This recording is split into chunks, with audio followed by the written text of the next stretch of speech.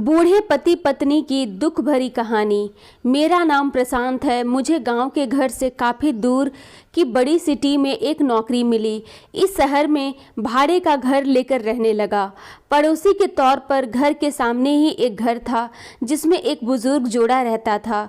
दोनों बिल्कुल अकेले थे, मतलब ना कोई बेटा ना कोई बेटी, ना नाती ना पोते, यानी कि संयुक्त परिवार नहीं था। मैं एक संयुक्त परिवार का सदस्य था, इसलिए मुझे अक्सर उनके बारे में विचार आते रहता था। मुझे देखकर बुरा लगता था कि इतनी उम्र होने के बाद भी उनकी देखभाल करने वाला कोई भी उनके साथ नहीं है। जब मैं सुबह ऑफिस के लिए निकलता था तो देखता था कि दादी जी अपने कपकपाते हुए हाथों से दादाजी को चाय देती थी। वैसे ही कपकपाते हाथों में कप लिए दादाजी चाय पीते थे। वहाँ पर रहते हुए कुछ दिन होने के बाद मुझे पता चला कि यह दोनों मिलजुल के धीरे धीरे घर के सारे काम करते थे।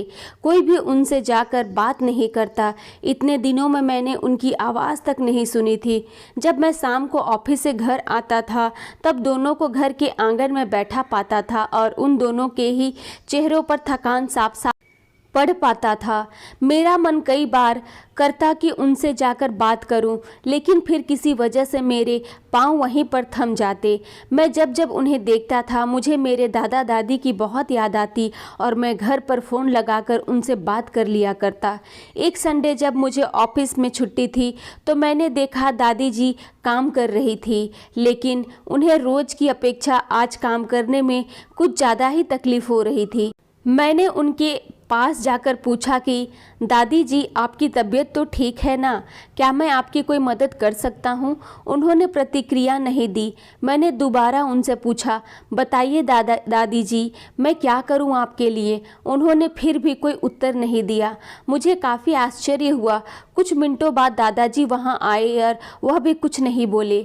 मैंने ही बात को आगे बढ़ाते हुए कहा, मुझे लगता है कि दादी जी की तबीयत खराब है, इसलिए मैं यहाँ आया हूँ।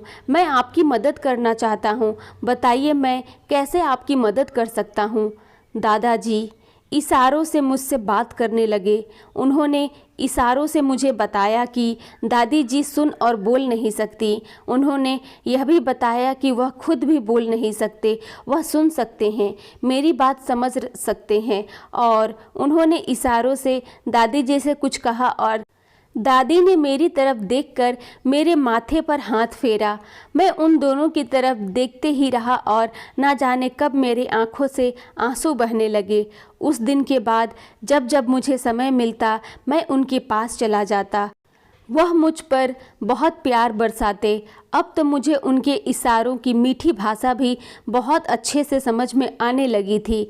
एक दिन मैंने दादाजी से पूछा कि वह अकेले क्यों रहते हैं, क्या उन्हें कोई औलाद नहीं है?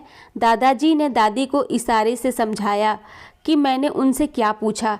फिर दोनों मेरा हाथ पकड़कर मुझे आंगन में ले आए और अपने आँखों के आंसू पोंछने लगे और उंगली का इशारा करते हुए एक साइकिल मुझे दिखाई। साइकिल को देखकर मैं समझ गया कि उनके परिवार वाले उन्हें छोड़कर कहीं जा चुके हैं और अब उन्हें उनके हिस्से में केवल यादें ही बची हैं। उन्हें रोता हुआ देखकर मैं भावुक हो गया और मैंने दोनों को गले से लगा लिया।